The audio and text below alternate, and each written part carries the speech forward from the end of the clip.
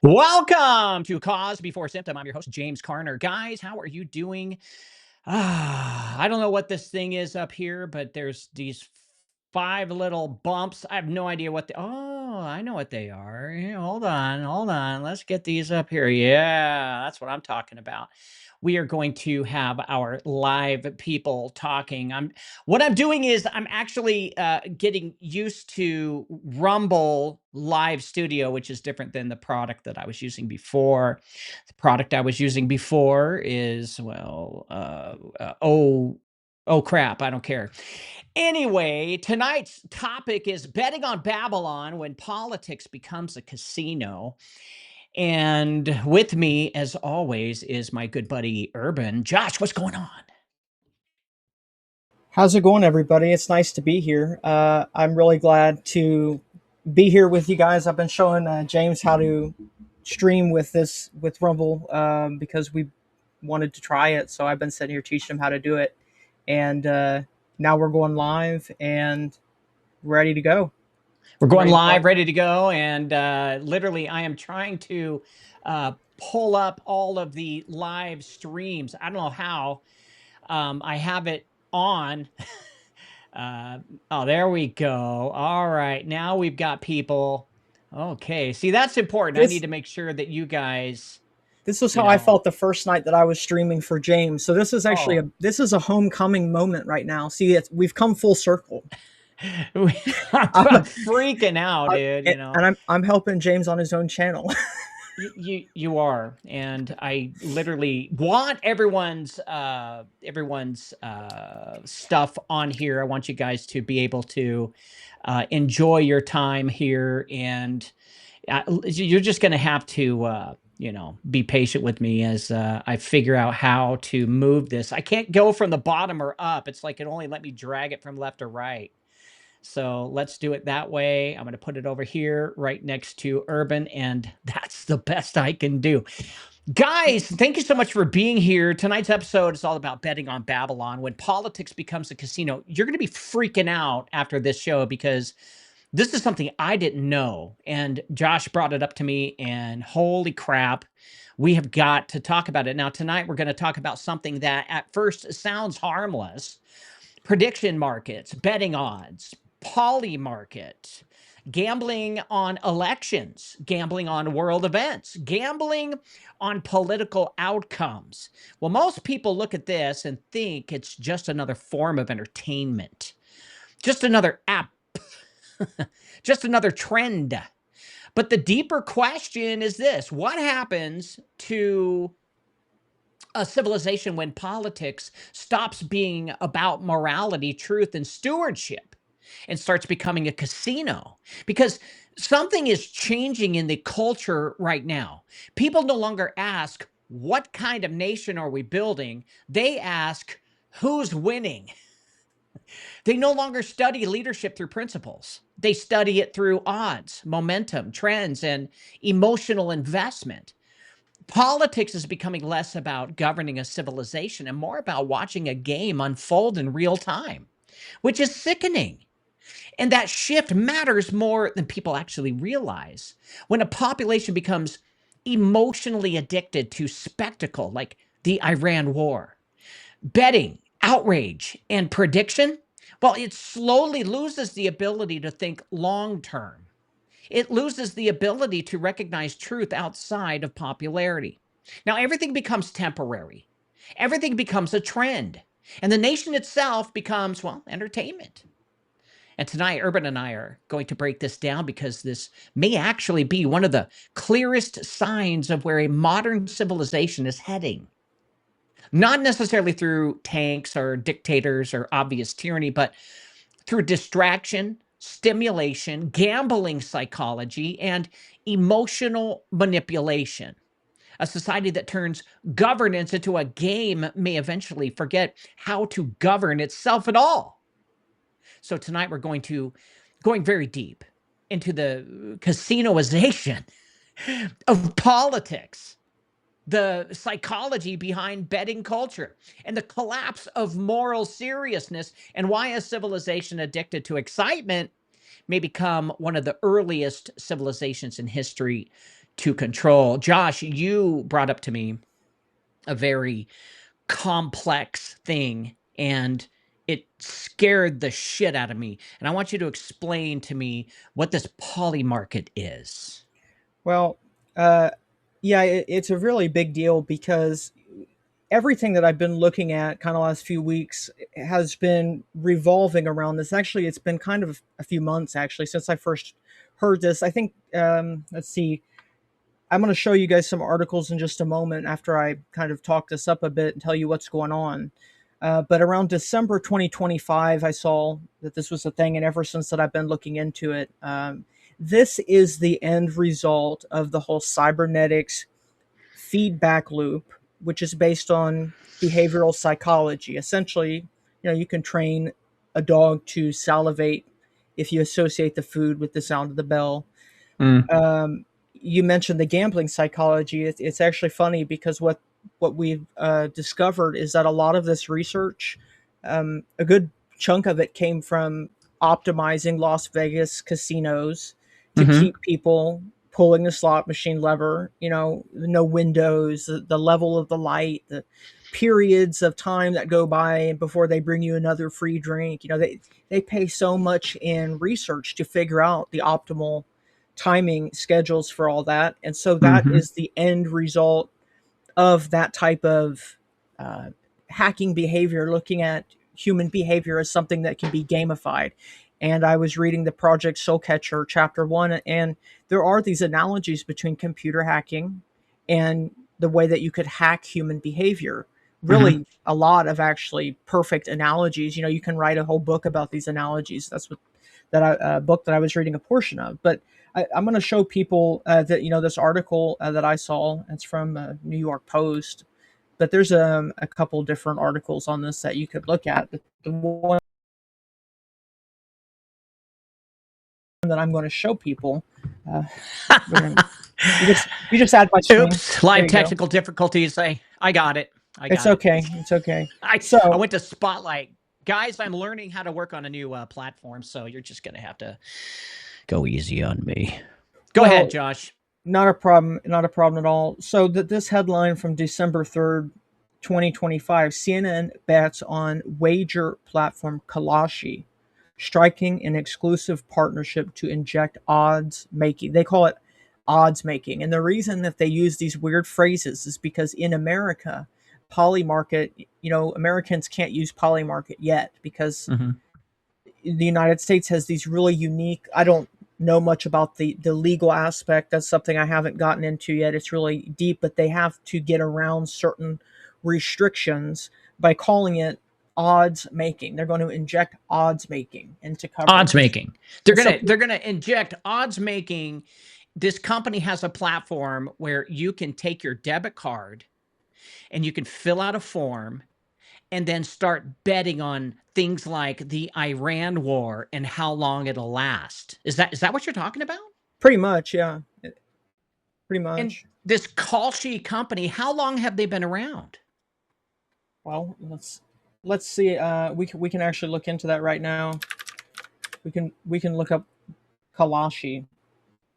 Because this is something that they have not been doing in America, and now they're starting to do it, and they're starting to release Launched this kind of stuff to 2021. America. 2021 2021. they started. So not long ago, like literally right during the pandemic, bam, here's this company called Kalshi, and they allow you to bet on politics, bet on news events.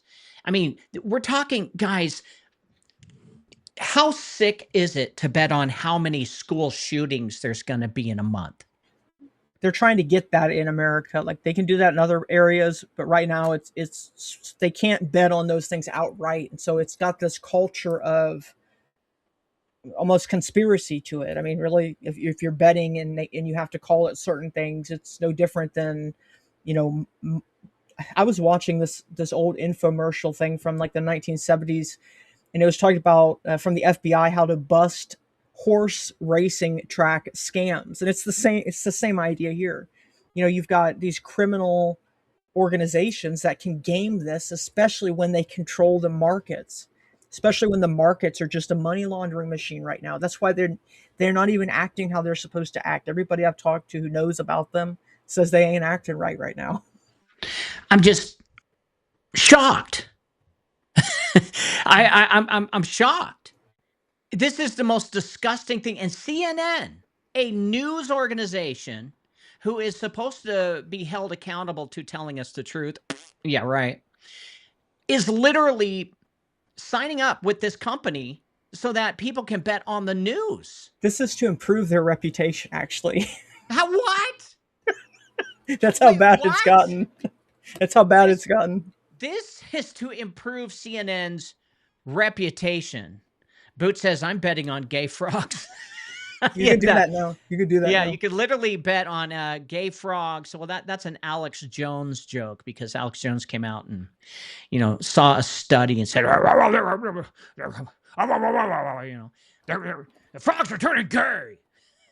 That's a simplification. It's much worse than that. I know. Well, it's glyphosate, and Yeah. it's playing around with the genders of Well, frogs, but that's old news. Now we've got the whatever the West Texas Lone Star tick, where they're leaving boxes of ticks out, and it's gonna be to help the climate.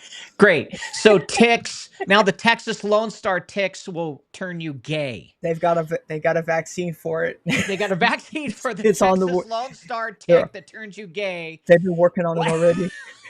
It's been in the I works for the cannot last 2 years. believe. I cannot believe this shit. I can't believe this shit. I That's just can't believe it. See, but okay, this whole last 10 years or so, it's been dominated by this increasing dopamine hit of like, we've got a top. I think of Mr. Beast.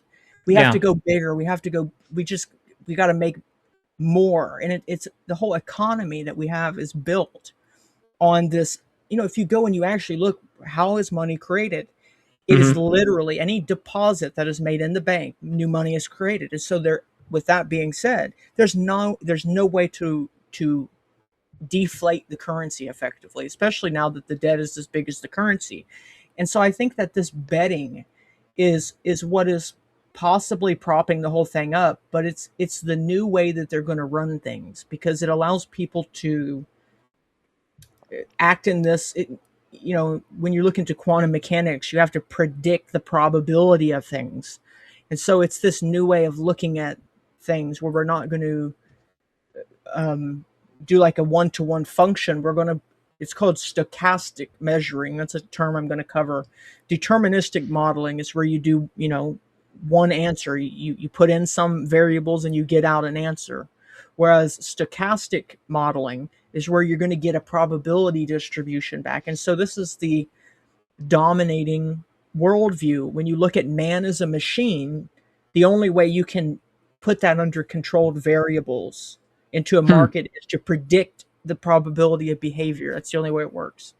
Wow. I mean, this is literally politics is now becoming entertainment instead of stewardship. That's what we're seeing right now, folks. They're betting on outcomes, which we know that the stock market were doing such things, but now thanks to artificial intelligence, they can do predictive modeling for news, and I guess you can log into this Kalshi company and start placing bets on, hey, how many tornadoes are going to run through America and how many people will it destroy? I mean, this is sick. This is just sick. It's going to I get don't there. I mean, betting markets turn citizens into spectators. Isn't that what we're seeing? But yes, that's all true. But I'm just saying that we have to look at the last bit of maybe 5 to 10 years under this dynamic because it shows you why there's been such illogical planning. It Mhm. used to be that there was at least some, like you would balance your personal checkbook because you want to have money in the bank. There was at least a little bit of stewardship. That's probably the right word to use. Mhm. And now it is just throwing stuff to the wall to see what will stick. You don't Yeah. even, it gives you a pass too. What happens is if I have bad morals, well, it's okay. I'm just gambling. I'm just betting. I'm just having a little bit of fun. It allows you to kind of sterilize things. And then when you look at this culture that we've had over the last 10 to 15 years, and we've had this increasing stimulation, novelty. I need something new. I need to feel something. I need to buy something, I Yeah. think the only way to look at that, what that's the end result of something like that. Well, what's interesting is, and Noel just brought it up. This is Running Man. I mean, Yes. we're coming up to all of these future movies that we watched as kids, how the world was, just full entertainment. And we can even see this kind of happening in the White House, where they're acting like it's more of a WWE than an They got actual, you know what I mean? they got the WWE education lady there. She runs the education department. Yeah, that's insane, and betting markets, guys, it's rewarding speculation, but there's no wisdom in this. None. I mean, There's no wisdom at all. civilizations, And right? Civilizations are actually built on permanence, right? But not hype cycles. And this is gonna, if this is true, and people are gonna log in and bet on news cycles, and because it really does seem like um, the same trends happen over and over and over again in America, right? It seems like it. And it's bothersome to me that people are not seeing this, especially me. I mean, I'm doing my research on my thing. I never even knew that this was a thing, But really, this is now about popularity and not morality. you see, that's the reason you have to always be, open to investigating things to see what's going on. And then, once you have, something that I heard the other day, and I thought it was brilliant. Once you know the truth, you are free to make a choice. Mm-hmm. And so the idea is, the truth is that you will never be able to humanly be aware of everything that's going on. So you have to investigate things. So, it's something that they want to keep secret, sure. But all we can do is we can show people that this is going on. We can tell people that it's a good idea to always be watching out for these types of things. And this Mm-hmm. this definition that I put up right here, kayfabe, which is basically the idea of a WWE wrestling show. You need to have, you can't bring people to this. You can't sell tickets for a show and have announcers show up, and then you only got one guy on the side of the ring. That's it's not a show. People didn't pay to see that. Yeah. And so the idea is matrix of make believe. From one of the Bill Cooper's episodes, he said that our counter sign is force and make believe. That's their sign. The sign is that they will always play force and make believe off of each other. Guys, there's a new feature here on Rumble. You can literally call in and talk to us. Yes, there is a link I'll that try it. you can click on. I don't know, how do you put that link in? I'm looking at it right now. It's a very long freaking link. How do we get people that link? You could just send it in the live chat through Rumble Studio. It should Ah, send. well, hey, how about that? Yeah, we wanted to Literally. try this. All right, we're going to try this. I'm going to copy this link and send it in live chat. Guys, you can click on that link and literally call in and talk to us. Isn't that cool? That'll be a one. That'll be a first of its Boots, kind. I'm expecting you to call in, especially the Sparkman Spleefer, the man of the hour, the man of the powder room. Yeah, Boots, send us your info. Click on this link, get in here, and let's see if this works. All right, go ahead, Josh. Yeah. So this, I think that's all we can do is make people aware of it. And the issue that I am running into is that people don't even. It's not that even if I tell somebody what this is, they don't quite understand the implications of betting markets. What does it mean to be betting on this behavior of what people do? That's Mm-hmm. that's just something that people don't even really understand anymore, and that is what the scary part is. It's that people are Wow. not. We have primarily a crisis at home first, and I mean that because it seems like all of these things aside, people are really not, helping their kids can't read. They're just as immature as their kids. Schools are pretty much emptying out. You got teachers quitting. You've got like that's going to be a big problem very soon, and that they don't want to talk about that. They just want to talk about politics because they can't not talk about politics on CNN or whatever when CNN, my competitor, if you're, let's say you're Fox News, well, my Mm-hmm. competitor's got gambling betting odds running. And so you think we're not going to talk about the news and they're over here talking about the news? Mm-hmm. But then whoever runs these places, they make money that way. That's the primary way Yeah. they make money. It's insane. It's insane. It's disgusting. And I'm just wondering where society is going here. This is morally corrupt. Morally corrupt. Time and attention. That's the two currencies that we have, time and attention, because you spend time and you pay attention. And so the idea is that money is a effectively a vehicle for those two things. That's how you direct and manifest generally your moral character, and that's the backbone of society. Is that generally, maybe all these different places around the world have believed in different gods or God, whatever.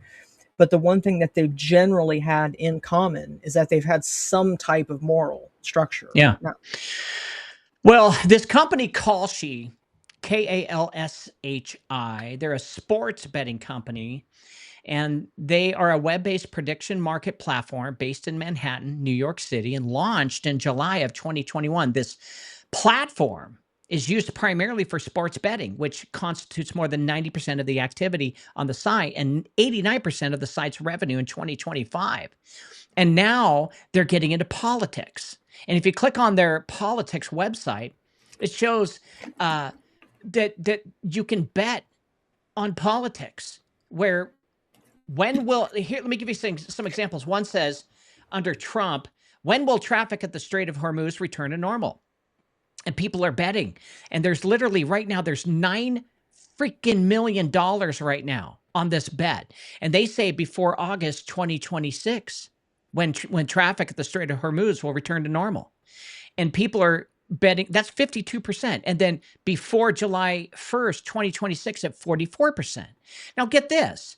There's $6 million bet on US Iran nuclear deal. Will it come before September or before 2027? 58% are betting on before 2027. And there are 7 markets right now inside this. Another one. Who will be confirmed as Fed chair? You can bet on it. There's $6.9 million in 4 markets on this bet, and 99% of everyone says it's going to be Kevin Walsh. Only 0% for Judy Shelton. And then when will Trump visit China? They placed $809,000 into this bet before May of 2026 or before June of 2026, and 92% of the people are going towards that. This is crazy.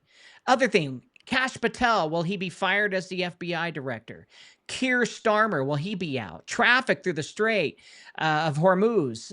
Will Elon win his case against OpenAI? Or how many executive orders will Trump sign this week? Or when will Kevin Warsh be confirmed as Fed chair? Or Trump's approval rating today?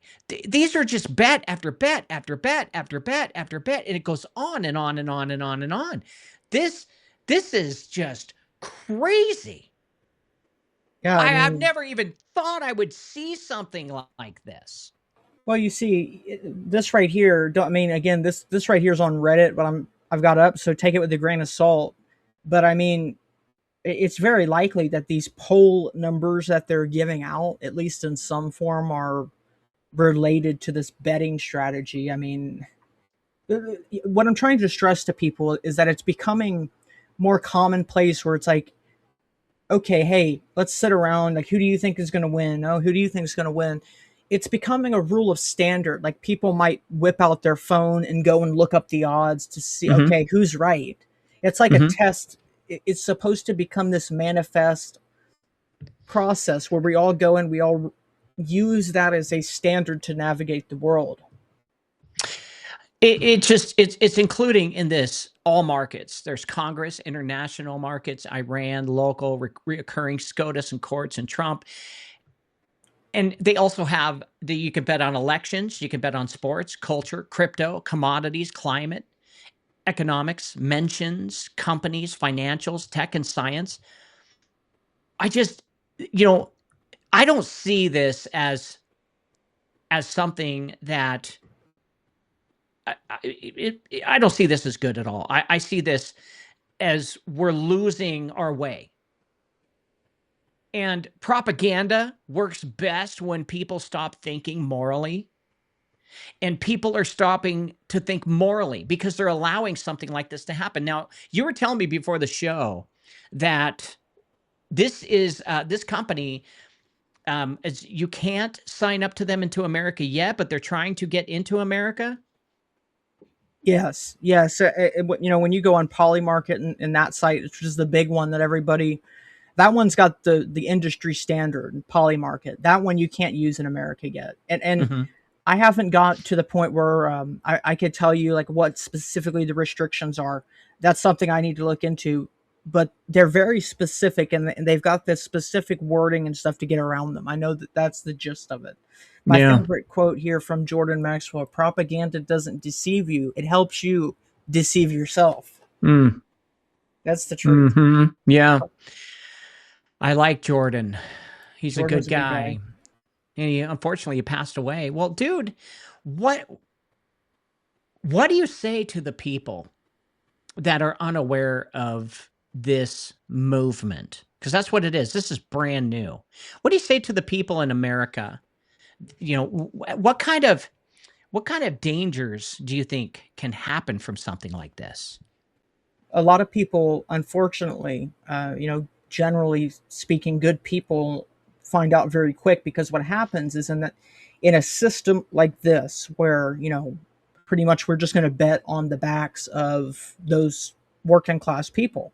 The average people who are good and actually have faith in people are just like, oh, I'll give that guy the benefit of the doubt. Well, Mm, it's one and the same as a culture that's kind of beastly, animalistic. It's the whole social Darwinism thing. This mm, this is the brainchild of it. Like, this is not a separate issue. This has actually been manifest as a part of kind of the materialist Darwin survival of the fittest. But then you come in with the cyberpunk people. That's the people like Curtis Yarvin, Nick Land, and then they influence people like Peter Thiel. And so he gives his lectures about his version of Christianity. And if you notice, it's like this mirror image. So mhm, like he's basically is got the same story, but only where he's the good guy. And it's motivated off of something called accelerationism. mm, mhm. This is actually a graphic that I would like to put up. I've got it right here. Accelerationalism. Yeah, Where we're accelerationism. accelerating rapidly into sin. Well, that's actually pretty much, yeah, the Dark Enlightenment. Uh, Here, the Dark Enlightenment. And so this symbols is the symbol that was used on the Aquarian conspiracy book, which is no coincidence. Their idea is like they are going to be this giant corporation that just comes in to subcontract out the whole government, pretty much. Mhm, And that basically means AI will play a big role in that, because all of the databases are going to get connected. So mhm, that's that's one and the same as when you're betting on behavior and you have a probability that you're going to do something. Well, if I've got a lot of telemetry data on you, so mhm, that might be a good definition to read for everybody, is telemetry. That's passive data that's being pooled. They will invent these measurements. How long has it been since your phone backed up your pictures? That's a metric that they can pool, and they can mhm, use that to predict future data. How much space do they need, or something like that. This is all happening on such a large scale. Most people don't really have, including myself, have a ability to understand how big these functions are. But there's something called gradient descent. If you're going down mhm, a mountain, like think of you're trying to get to the bottom of a mountain as fast as possible. So they do a method similar to that. They just take the least burdensome path to optimize a function, basically. and that's a function of error. You know, how much error uh, is in the estimation. So I would try to solve a Okay, you problem. just said how much error is in the estimation. That's funny because Robert Gertison just said, just a thought, but if this is electronic betting, the outcome can be manipulated, not just for profit, but to steer Absolutely, public opinion. That's absolutely, 100%. absolutely. And my only argument to that is that I actually think that that's probably been going on longer than we think it has. I've got the definition for telemetry here. Let me put that up because Mhm. people probably want to know that telemetry. This encompasses a set of automated processes of communication in which data is collected, measured, Mhm. assessed, and transmitted to a command and control center, which in turn sets in motion a series of responses concerning that data. Mm. Initially, telemetry was handled through networks of wired connections, but technological advances have enabled wireless systems to process such data as well as subsequent responses. Furthermore, AI equipped nanotechnology, Mm. together with advances in meta materials, biosensors, routing devices, and protocols, have made telemetry a largely invisible dynamic, which has the capacity to imprison people within that dynamic. Mhm. Nanoparticulates, including metals, artificial and otherwise, in chemtrails, vaccines, pharmaceuticals, food, and water, together with energy and various molecules that are being siphoned off from the bodies of people being processed, are providing the primary materials for the various forms of AI nanotechnology to, without the consent of the host, set up shop and run all manner of automated telemetry programs. Mm. You know, meaning the whole point behind anything really, new phone, new printer, new refrigerator, new washer and dryer, increasingly the only thing that they're doing is they're not making washers and dryers. It's like they're just putting them in your house to get the data. Mhm. And I Yeah, mean, to get the information about how many loads you wash and how much water you use. Yeah, all of that stuff can be, can make corporate decisions to clamp down or release. yes, and that's what I'm kind of planning to. I think I got the, yeah, tote stack right here. This is what I'm kind of planning to get into. The idea behind this is called a tote stack of behavior. Mhm. Test, operate, and then test again to see how congruent you are. Mhm. This is, yeah, that's right. So it's like if you were hammering a nail, first you would hit the nail, then you would see, does the head of the nail still stick up? If it Mm. does, you hit the nail again. That's a very basic example, but the Mhm. idea is generally the same. When I went into psychology, the first thing my teacher told us was human behavior generally boils down to you take information in through your five senses, you process it, and then you act back out into your environment. So it's effectively behavioral psychology, but then you add in all of the gambling stuff they learned in Las Vegas, and then you add in all of the stuff that they learned in the trauma experiments. Then you add in all of the stuff that the CIA's done. Then you add in the stuff that we don't even know about. There's so many layers to this, and the thing that I run into the most is that a lot of people don't actually possess the words. A lot of these words are actually very advanced, so not by the fault of the person, but just Mhm. what that does is, I was talking to somebody about this earlier. What that does is that if I understand this advanced technology and the majority of people don't, I can then present that to people and they will think it's alien technology, but it's just sufficiently advanced technology and distinguishable from magic.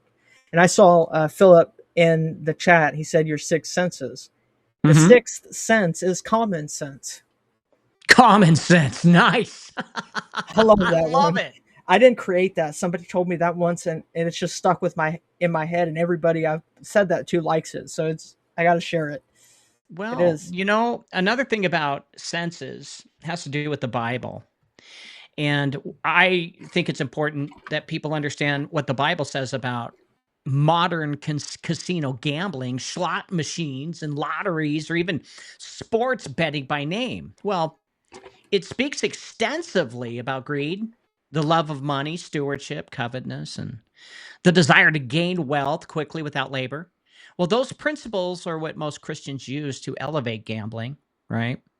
But one of the clearest themes is that money itself is not evil, okay? But the love of money can be spiritually destructive. 1 Timothy 6:10, Paul writes that the love of money is the root of all kinds of evil. The love of money, not money, but the love of it. Gambling often feeds the hope of sudden gain, which scripture repeatedly warns about. Sudden gain. Proverbs 13:11 says, wealth gained hastily will dwindle, but whoever gathers little by little will increase it. So, this is like lottery. God doesn't just give people a lottery every so often. He slowly gives you, what you need, and doesn't, just spoil you, right? Well, that's what the devil does. The devil is the one who gives you everything all at once so you can destroy yourself with it. And that's what this kind of a thing is all about. This is going to destroy the morality of America. And another major biblical principle is stewardship. Scripture teaches that what people possess ultimately belongs to God and should be handled wisely. In Luke 16:10 through 11, faithfulness with material resources, which is money, is tied to spiritual responsibility. Well, gambling can become a problem when it risks provision for your family, or creates addiction, or even replaces entertainment above responsibility. The Bible consistently praises honest labor. Okay. Gambling is not honest, and it's not labor. 2 Thessalonians 3:10 teaches that people should work for what they eat, while Ephesians 4:28 says a person should labor honestly so that they can provide and even help others. So the biblical pattern is production, generosity, and stewardship, not dependence on luck or chance. Isn't that what we're seeing? It's absolutely what we're seeing. And the Absolutely. machine, and that's what it is. This is a machine, and this is part of the beast system.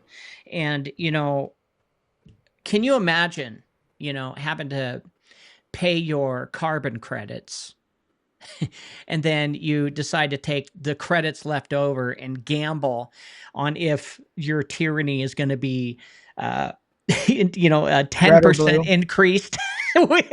No, no, no. We're betting on, is the tyranny going to be red or is the tyranny going to be blue? Right, exactly. And dude, this is where we're going, and everyone's agreeing with us that this is just global destruction, like Philip says. So It's I I, agree. I was going to say, when I look into all of this cybernetic stuff, the tendency for the modern, whoever's influenced the modern thinkers in cybernetics, the people Mhm. who theorize that man is a machine, they try to take the soul out. And that's why I say it's like Darwinism. Mm. And so part of the series is that I'm going to actually look at it to try it, because my perspective is that I think that actually when you start to see how incredibly designed the human mind and body is, even on the uh, going from the left and right hemispheres of the brain and the way that they play off of each other, I actually think that that probably points to intelligent design more than anything else, actually. So it turns out if you go back and you look at the psychology that formed around the spiritual framework of St. Thomas Aquinas, he had a very similar way of looking at human intelligence, but from the godly side. And so Mhm. what it does is it restores some of the almost a mystical worldview. Thinking back to like somebody who lived during his time, back in the medieval times, the way that they would have thought about, what is like, how am I connected to God? They had a much simpler view of themselves and the world and their place in the world. Mhm. And so again, when you start to look at things in terms of probabilities and odds, there's no space for God in that type of dynamic. But if you go Mhm. back to, somebody like Thomas Aquinas, they're looking at the world in a much more what's the word I'm looking for? They see the beauty in the world, even despite all of the ugliness that those people lived through during those times. Mhm. Mhm.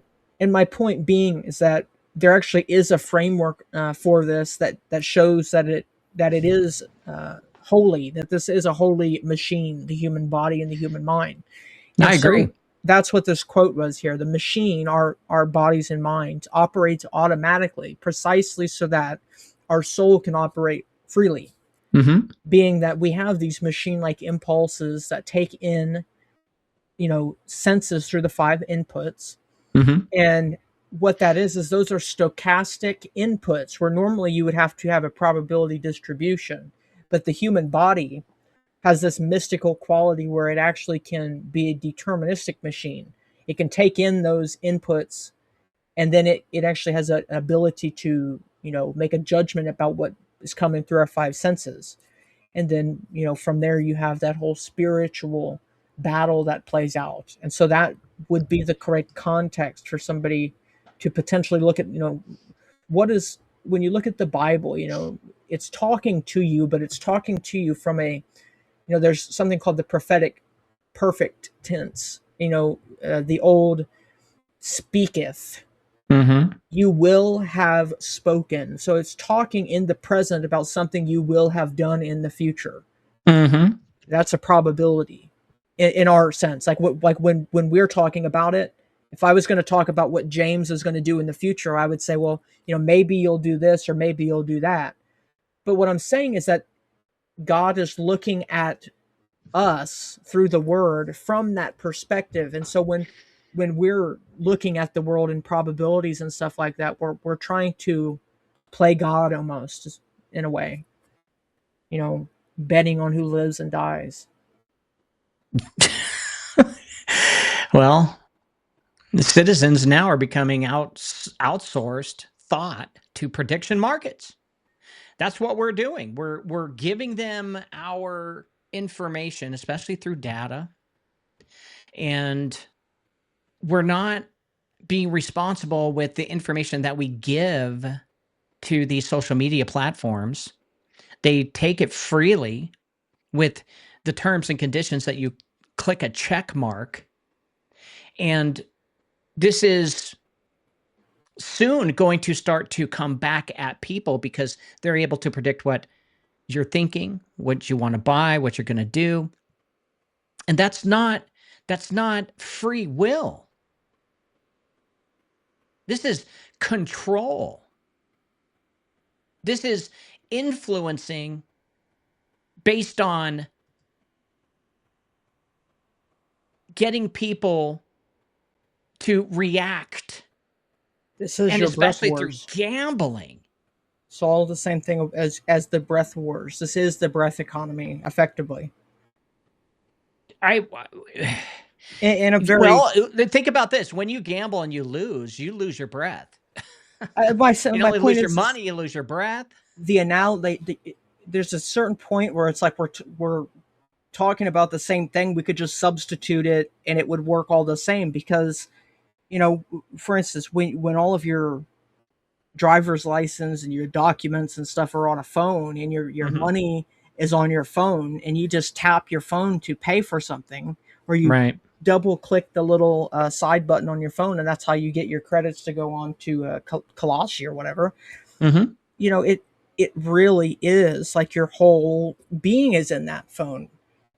And so it is becoming, as we get closer and closer to it's really becoming synonymous. But sure, I think there is some things that are not all the way there yet. There's a lot that hasn't been done.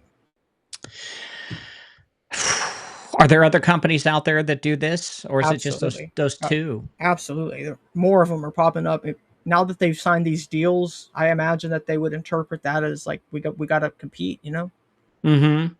Yeah, I'm just gonna take a look and how many competitors.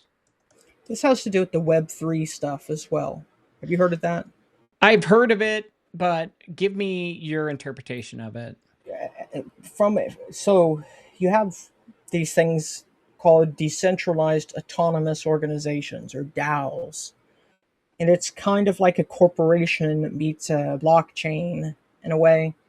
You can have a decentralized autonomous organization, meaning it doesn't have any fixed, um, I guess, leadership. It's autonomous, which means there's some aspect of it that can operate on its own. And so this will be secured through a tokenized system. They've Mm-hmm. already got plans to do a universal ledger thing. This year, they've Mm-hmm. got new standards going in called the ISO 222 standards. This is going to supposedly eliminate the need to take a week to have money move through people's bank accounts. But it Mm. also means that we're going to have to stamp and track everybody's, this is where the transaction started. And it's going to keep that data attached to it, any transaction, supposedly going forward with these standards. And so it looks like they are inching closer to a token, a universal ledger of sorts. And so this Web3 dynamic is that you're not just going to have people with phones, the people, and it's called a wireless body area network. The people and what's around the people will interface as you move different devices around it. These are body area networks now. People Mm-hmm. will kind of be carrying the network wherever they go. That's Web three. We become those. So, so the term Web3, if I'm hearing you correctly, generally refers to an attempt to redesign the internet around decentralized ownership instead of centralized platforms. That just means chain, blockchain of some kind. Yeah. Well, the They core call it something idea, different. they say the core idea is that users, creators, and communities should control their own data, which I think they should, and especially their identity, their money, and digital assets, rather than relying on large corporations to hold everything on centralized servers, which I have said that this is dangerous because they can create a digital avatar of your soul and they can petition heaven based on, your authority of your soul. This and this is what I write about in the breath war, is that these type well, the current internet model, often called Web 2, that's dominated by major platforms. You've got your Facebook, your Instagram, social media companies, cloud providers, payment processors, app stores, and advertising networks act as gatekeepers of your data. They store user data, they control the moderation, they monetize attention, and can remove accounts or content. Well, Web3 emerged partly as a reaction to that concentration of power. Is that pretty much what we're talking about? I think so, yeah. Because this whole thing is made exponentially more powerful when you assume that the currency and stuff can be moved where it needs to be. If Mm-hmm. you've got the machine up and running, that means if your people will put the money in the spot that it needs to go, and we'll move the money according to our monopoly game that we've got going here. Well, great. If we have that system, we can bet on the system that we run. Mm-hmm. That's great. Yeah, you can literally. Well, Right. this is the dynamic beneath the technology. Web3 is not just about crypto, right? It's No. basically a struggle over digital ownership, trust, governance, censorship, privacy, and the future architecture of human interaction online. I think that a lot of media companies that I've spoke to, I do work in the marketing field, um, especially with online marketing, and a lot of media companies are trying to figure out ways of not only just harvesting data, but turning around and rewarding the user for the data that they're using. Right. That's something that's coming up. That is, do you think that would be like something part of Web3? Absolutely. Mm-hmm. Absolutely. The idea. So, okay. The term that I kept hearing, and I hear it a lot of places actually, but I heard it when I was reading the 6G white paper. Mm-hmm. Pervasive artificial intelligence. Pervasive. So Pervasive. pervasive. It's going to be in everything. And so, for instance, these this term meta material. It is. Mm-hmm. They have things called meta atoms. They're down to this scale that's so small. This stuff can be easily put into paint. It can be put into anything really. And What do you so mean? Are you talking about nanotechnology, or what do you mean metadata can be put into paint? What? not meta, it's called meta atoms. So they can, Meta atoms. yes, they can engineer mechanical devices on the level of atoms or close to it now. Okay. And so that So means the we sky's the talked limit. about this before. These are little tiny pieces of silicon, and Bunch of they different act, stuff. huh? It's graphene, it's metals, it's polymers, plastics, it's just So it's a anything. little miniature. It's a computer the size of an atom. Yeah, they pretty much fundamentally. So I don't know if they're there yet to, Oh, they're there. have like multiple transistors on an atom. I don't think we're down Dude, to that yet, but dude, what?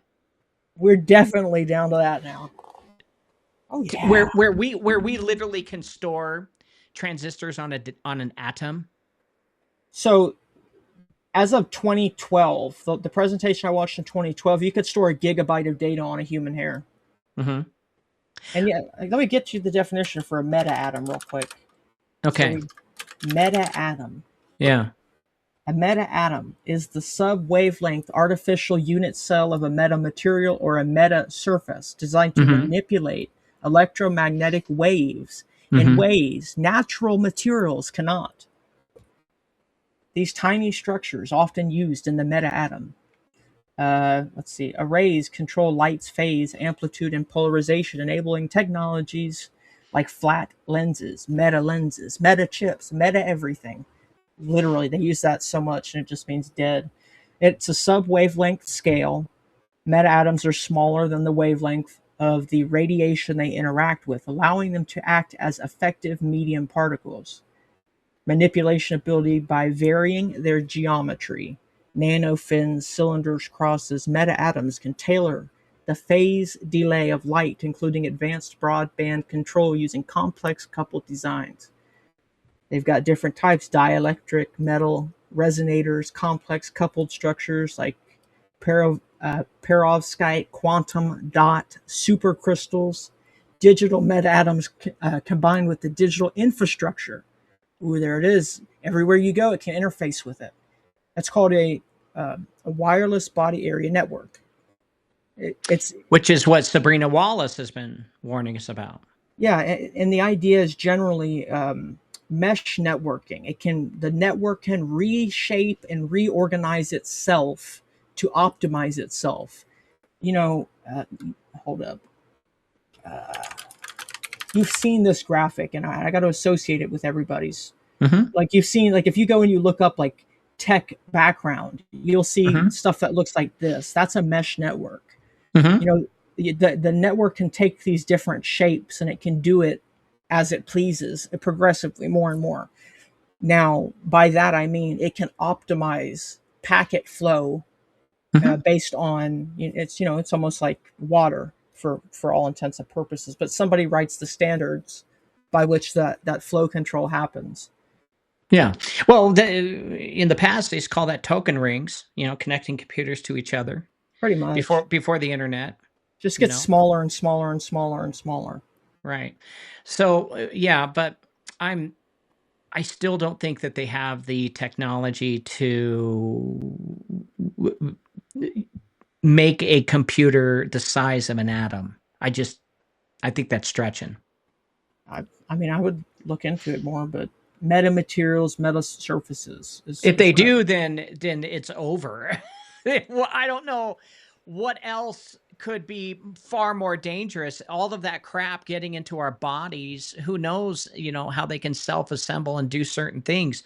We don't know what the government is up to. They usually, we finally find the truth after 20 years because of compartmentalization. A human being can keep a secret for 2 years, but the military can keep a secret for 20. And we've seen this when they released the stealth fighter and bomber back in 1988 to the public, but we had that technology and we were using it in Vietnam. So it's pretty old. yeah, this kind of technology and miniaturization of computers, um, it's it's They say they're designing it for medicine. They say that it's for the That's future of humanity. They say that it's, going to be a utopia. it's But it's all, in my opinion, it's all, it's all going to be used for control. You're right. And see, but here's the reason why they do that. It's because it's not smart dust once it gets inside of you. It's a wearable medical device then. Hmm. And so they can talk about wearable medical devices and Hmm. people won't know what it really is. And they can say, oh, we've got all this plastic that's just inside everything. And we don't Hmm. know where it came from. It came from you. You did it because you drink water out of a plastic bottle. But, Right. the idea behind these materials is that they, as they say, the simplest way to explain it is that they enable them to do these special things that are not possible with normal materials. They have special properties that they can achieve um, doing this. Now, this is where we run into what I was saying about we actually don't have the grammar to keep up with this to past a certain extent because it's so high level. Hmm. And that can actually be used to fool people into thinking that there's aliens or something.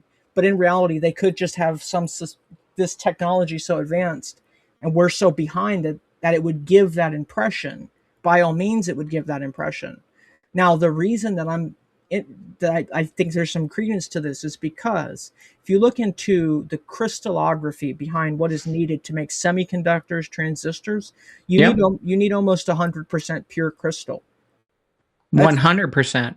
as close as you can get. I don't know if you can get a Hmm. perfect 100%, but it's got to be I like think I 99. think they're able to get to 100%.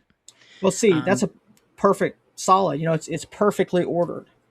and the only type of crystals that they need for those types of transistors are, CPUs are only found in America. Did you know that? I didn't know that. That's why Elon Musk purchased all of that land where conveniently a hurricane went through, and Georgia bought an entire city that underneath them got was this type of silicon crystal that's you know That's interesting. perfect for grinding up and using and making the perfect atom structures of crystals. That's interesting. The more you look into it, I uploaded a video I found. It was just presentation from 2012, and the guy was trying to walk people through. How does a transistor work? How do you make them? Hmm. I really don't understand how any human being could have conceived of such a process. The process is so long and so advanced and requires so many moving parts and people, and it's indistinguishable from magic if you don't know what are these people doing. They've got these big machines and they're shooting light beams around. I don't know what words they're talking about. That must be Hmm. magic. Well, I've heard a lot of people say that it's that modern computer programming is satanic, but I beg to It's differ. not Just knowing, necessarily. because I'm in that world, I'm in Me the too. technical field. I own servers in a data center. I own software that we've built. My understanding of transistors is real simple. It's an open and close valve. And as you push electricity through it, you can tell it to open these valves or those valves. And the more valves you have, the more you can start to compute ones and zeros. Open and close is 1 and 0. And the more transistors you have on a CPU, the more calculations you can do. And that's true. And then once they get small enough and that starts going fast enough, here I've got an Hmm. interesting little thing. Once that gets to be going fast enough, what happens is that you have to start almost predicting the probability, and that's where this whole kind of quantum outlook on things are. Here I've got the image right here. When they make these processors here, Hmm. shoot, I can get the image to be bigger. Here it is. Okay, what they say is the goal in making these faster is to make offer, to make on Hmm. sooner, and to make the difference between on and off Hmm. sharper. So Hmm. to make the ones and zeros, the difference between them, sharper. And once that line right there, if you see on the screen, once that goes completely vertical, That's like you driving your car at 15 miles an hour and 25 miles an hour at the same time. Mm-hmm. That means it's on and off at the same time. Right. Well, and you can also argue quantum mechanics are And involved. it gets weird when you start doing it at these small Mm-hmm. levels, Right. and when you start doing it fast enough, and then that's why it says for these meta atoms, anonymous or anomalously macroscopic properties that we could not do otherwise, which Mm. do not exist in traditional materials or are difficult to realize with traditional technologies. But then it goes on to say, by deep integration with digital information, the meta atom has evolved to a digital meta atom. Clap for that. And a digital meta atom, leading to the emergence of information metamaterials. So we've got Mm-hmm. information metamaterials. Those Right. break inherent barriers between the EM and digital domains, providing a physical platform for controlling electromagnetic waves and modulating digital information simultaneously. And so it gets weird when you start going to infinitely small levels. And they've got the research, let's just put it this way, they've got the research out in the public, which means that they're not it's not classified anymore, because this Mm-hmm. is going to be classified for a very long time when they discover it, as is Very everything. fascinating research, buddy. Very fascinating. Let's get back to the topic at hand. We've been talking about the betting on Babylon when politics becomes a casino, and what we just discovered, companies like Kalshi and Polymarket are signing deals with news agencies in order to, well, help them predict, their models of the news, but they're also adding to it a way that you can gamble of certain things that are involved in politics, Hollywood, etc. Can you imagine, like, gambling in Hollywood, and who would place a bet on if Brad would get back with Angelina Jolie? You know what I'm It's talking like that. about? It's like that on steroids. Yeah, it's now AI driven. It's real time. It's and the amount of money that's being placed into these bets, it's in the millions for simple politics stuff like, when will the Strait of Hormuz open? This date or that date. Millions of dollars has been poured into these companies to reward, the odds. And this is where it's going into the news. Why do you think the news agency, Urban, why do you think CNN, and by the way, ironically, the owner of CNN died yesterday or today or Yeah, something like that. I heard that.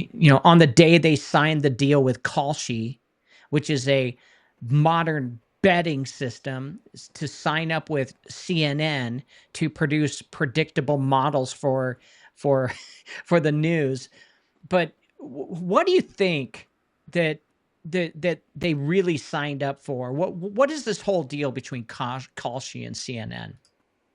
Well, ultimately, I think the idea is, these people communicate through the news a lot. They fund these people, and a lot of it is like they're watching it. So they're going to watch the news and they're going to try to find out what financial information, how should I, conduct my business. And so what it's going to do is it's going to give the news, um, they're basically giving themselves over to these companies because they know that people are not going to listen to them anymore. They don't have a good reputation anymore. This is for, people are watching the news to have better information on the bets now, is what I'm trying to say. The news is not for you and I anymore. It is for these people who want, betting information. And Yeah. so I don't necessarily know how much of this is going to be like cut and dry, like here are your betting odds, or maybe this is a bigger thing where the news is transitioning over to a whole different thing. Now they're actually running the headlines to try and influence people's behavior. Well, it says as of December 2025, that's when the deal went through. CNN entered an exclusive partnership with Kalshi, Kalshi, a federally regulated prediction market to integrate real-time event-based data into its news coverage. I mean, it's like polling. You know, when they have these poll numbers. Right. And That this and I'm agreement allows stop it. CNN to display live probability-based odds on politics, economics, and cultural events across its TV, digital, and social platforms. Dangerous. And then we've got all this. Dangerous. Prediction market partners, what they're calling it. CNN and Kalshi we're getting in the casino. See, it's bad enough that Las Vegas is dying, Right. that they have to bring this in. It's like, well, if we don't go to Vegas, we're going to do it here with CNN. CNN, in my opinion, by doing this partnership, I think it's a bad idea. I think it's morally corrupt.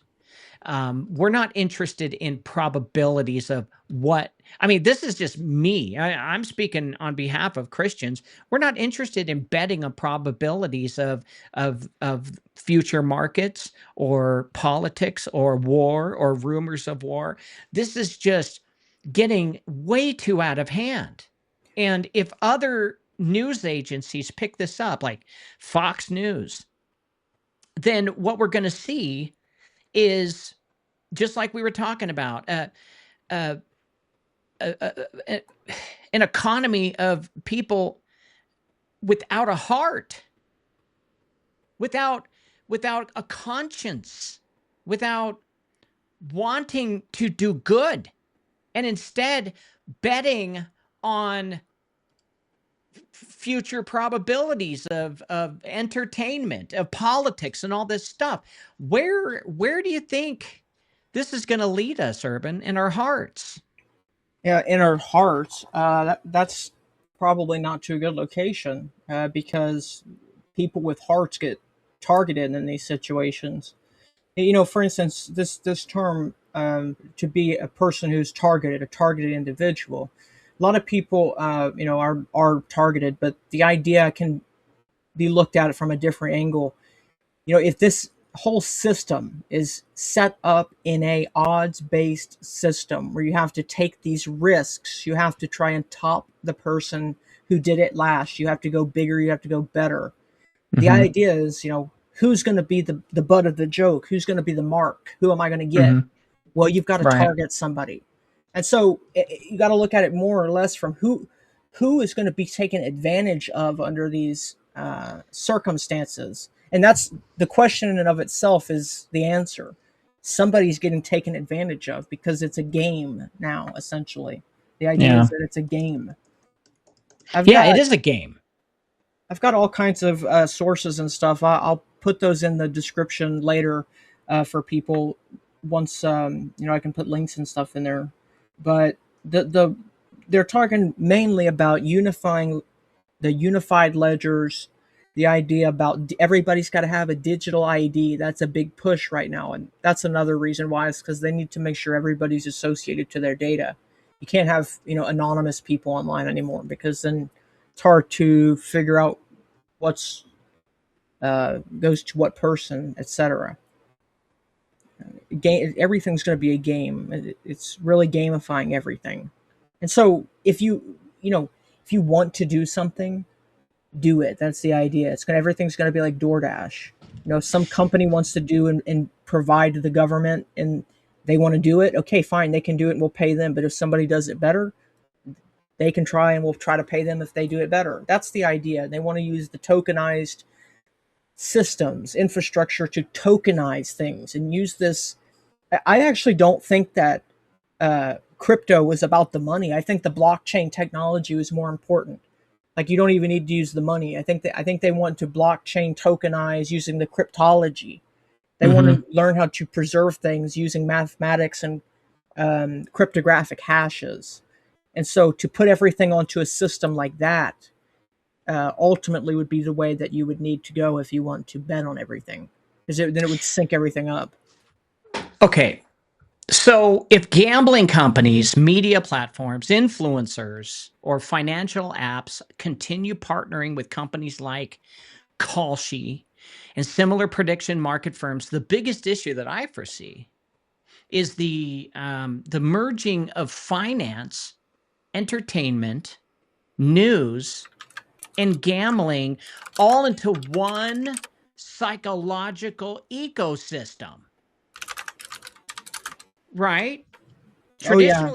Traditionally gambling was mostly operated from daily life, right? You went to a casino, sports book, or a racetrack. But prediction markets, they blur the line between investing, speculation, and betting. Critics increasingly argue that these platforms are essentially sports books wrapped up in financial language. That's exactly what they are. And one major problem is normalization of this. Once gambling becomes embedded into news cycles, sports commentary, politics, weather events, elections, and even war outcomes, well, people will stop seeing it as gambling. It's More or less, it'll become market participation. so have you ever seen on TikTok those like influencer farms where they've got like 100 people in the room and they're all doing TikTok and it's like they're kind of like forced to be there. That's what this is going to bring about. We're going to need to Mm, have a lot of people. We're going to need to have a lot of devices. Actually, that just completely jogged my thinking. Somebody was telling me the other day. The idea is that if I can get a video and I can get a mhm, 100,000 people to upload my video and just get it everywhere, you're mhm. you're gamifying the odds that way. Yeah, you really are. And so that's the idea, Well, to it gamify the also algorithm. right, and it also it changes public psychology. Yeah. Younger users especially may begin treating every event as a tradable asset rather than something to understand morally, socially, or spiritually. Pretty much, yeah. That's pretty accurate. Another, yeah, another concern is the addiction expansion. It's not like we have enough. And it's you definitely know. expanded because I've had experience with all that in my past, man. A lot of people I Hmm. know and stuff like that. It's a real, it's crazy. It really, I don't talk about that a lot, but I've seen a lot of stuff and seen what it does to people. You know, when you see just how young people are going through it, it's crazy Mm, to me. But the thing that I ultimately realized that when I was young and I was, always eager to play games or whatever, it's the same feeling. right. So this idea that if you give a kid an iPad at like 4 years old, you're already frying the stimulation. Things don't. It's artificial. If you go and you hand an iPad or something to like an Amish person or like Hmm.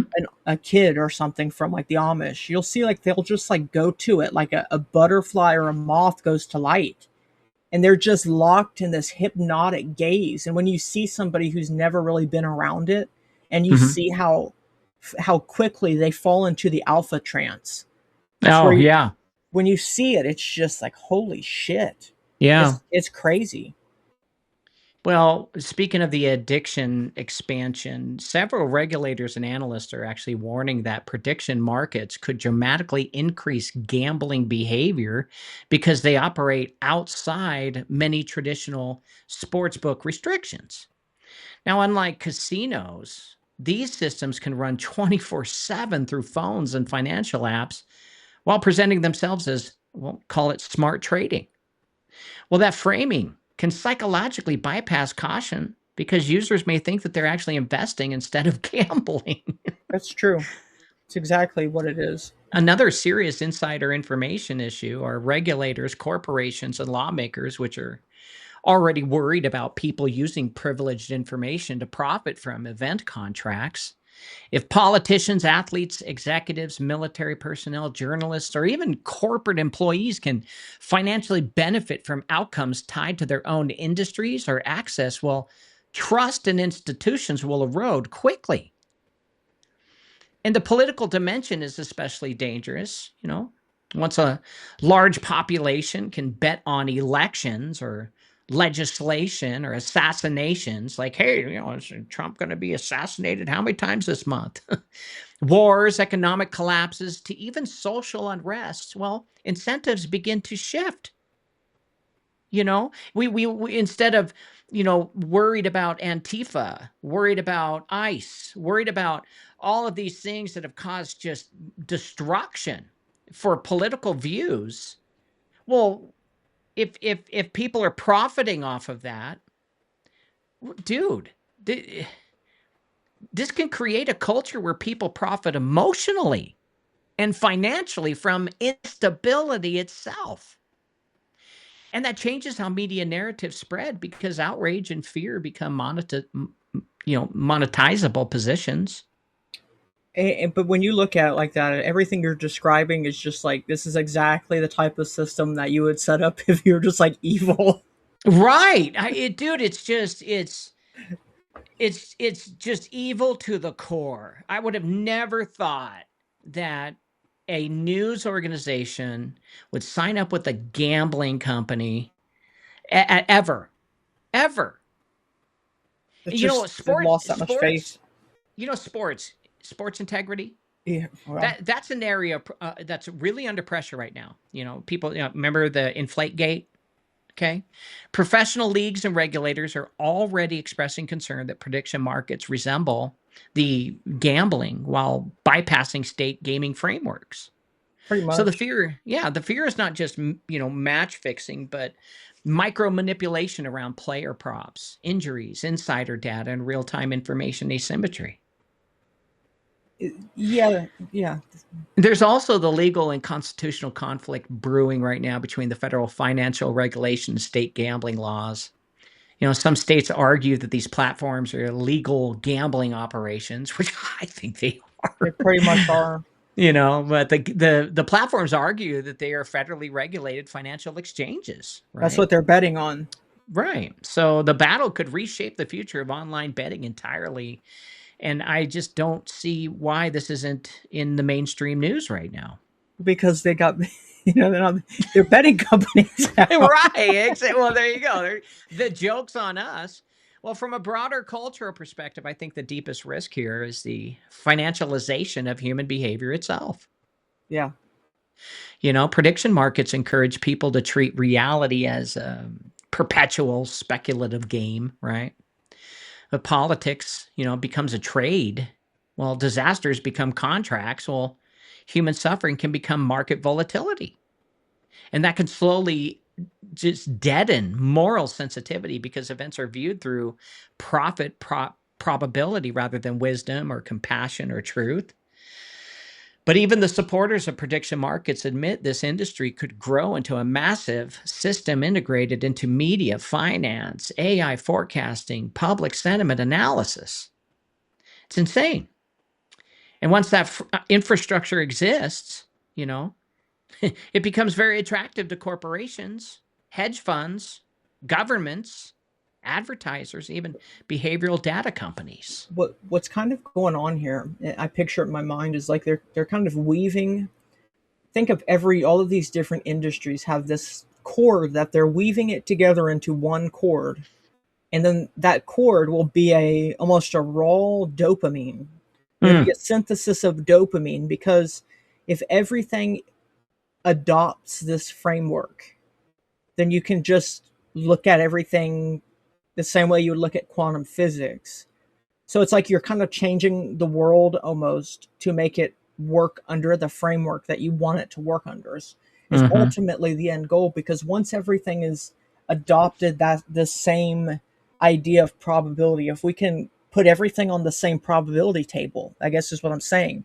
If one probability can be calculated for things instantaneously, that's the idea, because then you can feed this into one type of system ultimately later on down the right. road. Yeah, but honestly, from a biblical point of view, many Christians would likely see concern not merely in betting, but in the deeper spiritual patterns involved through greed, obsession with wealth, This is addiction, worse than usury. exploitation, right? Uncertainty and turning human outcomes into speculation markets. This isn't good. We need a new word.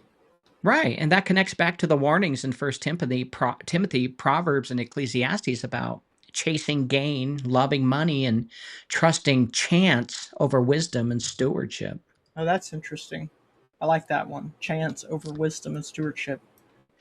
Yeah, because we're we're we're we're we're dropping the ball here, guys. As tech grows, and don't forget Trump when he stood for the second time for a second term, he stood swearing in. Behind him were all the big tech giants. Yeah. That's a major red flag because they're the ones that helped put him in. Yeah. And so Trump isn't doing anything about the regulation of this. No one's doing anything. It's brand new. And I can foresee that this is going to turn into a really, really big issue down the road. And it's just so overwhelming that I just again I just never thought something like this would come into our news agencies. And do you think that, and I think one of our listeners said something to this effect, but do you think that CNN already knew that they were losing the, viewers, so they Yeah. decided, fuck it, I think let's so. just get in the, you know, I think get that's what into the happened. gaming. They were so, they nobody was watching them anymore, and so if they were going to survive as a company, Mm-hmm. it's got to be.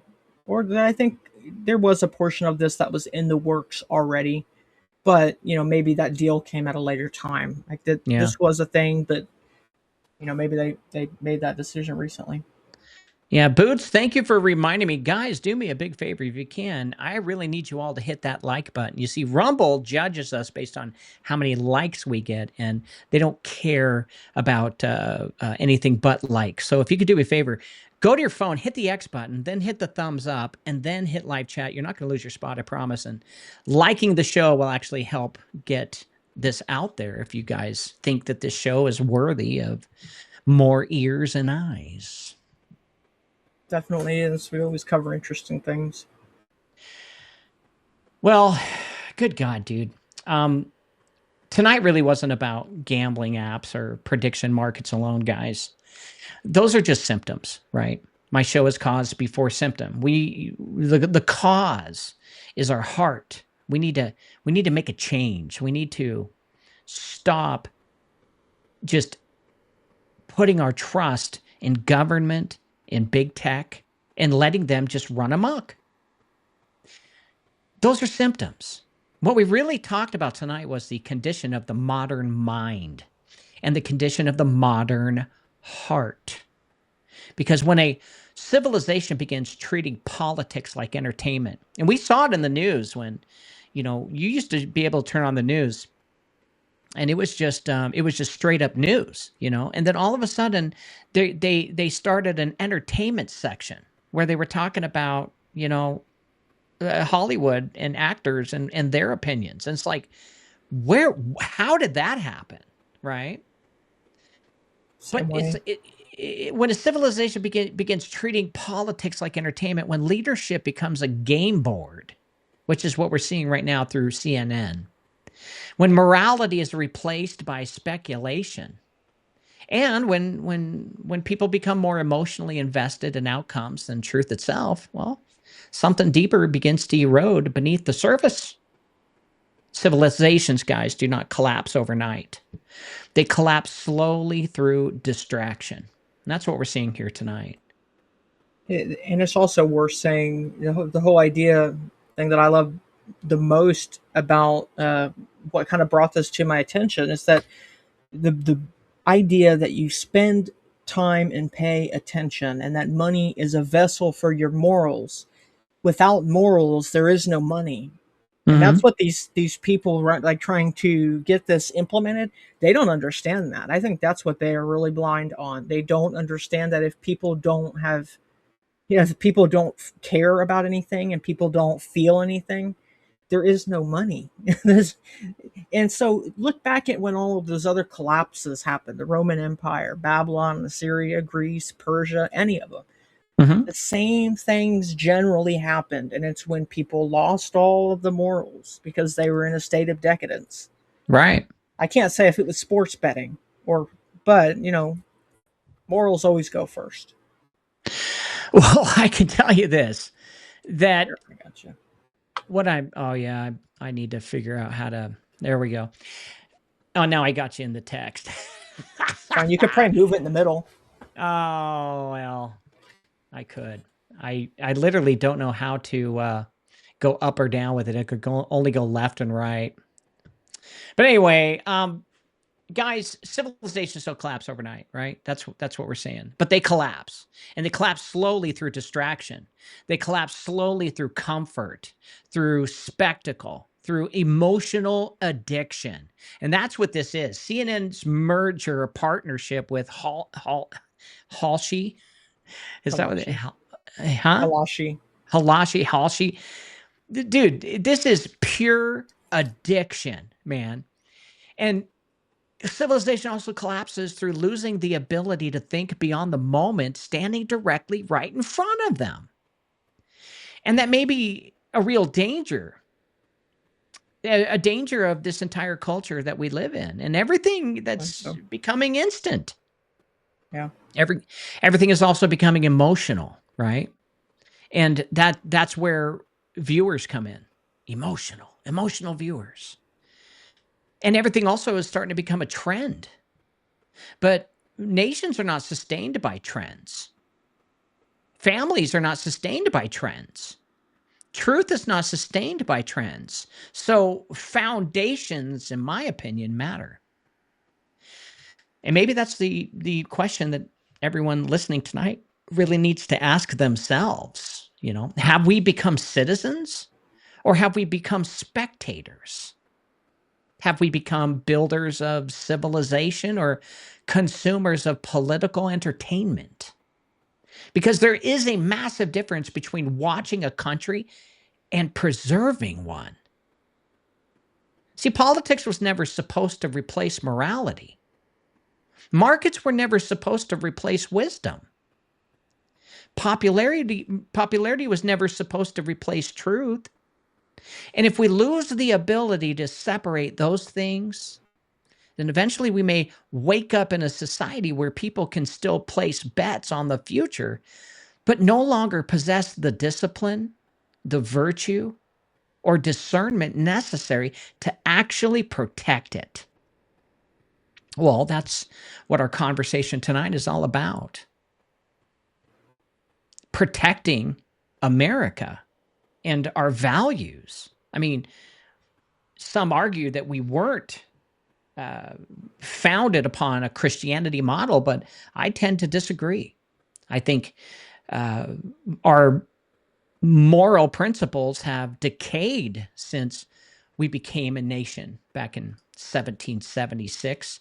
We've gone through hell and high water, back and forth between all kinds of countries that try to infiltrate us and try to take us out from the inside out. We've made it this far to where, hey, even though we owe a lot of money, we still are not as in bad a shape as Japan. Yeah, they're pretty bad. You Or know, Mexico. right. But where do we draw the line as citizens and bring morality back into our country by pushing back on absolute stupid partnerships like CNN and Halsey? This new gambling craze that's going to bring media and entertainment together and destroy our morals and values in America. Because that's what I see is happening. That's what I see. Well, much love to Urban for joining me, guys. I want you to study deep. I want you to think slowly, and don't let the culture train you to react emotionally. Okay, Urban, thank you so much for being here, buddy. We love you. Appreciate it, buddy. You're a great guy. We're gonna close out of here now. Don't let the culture train you to react emotionally to every trend and every outrage cycle. Learn, guys, to step back.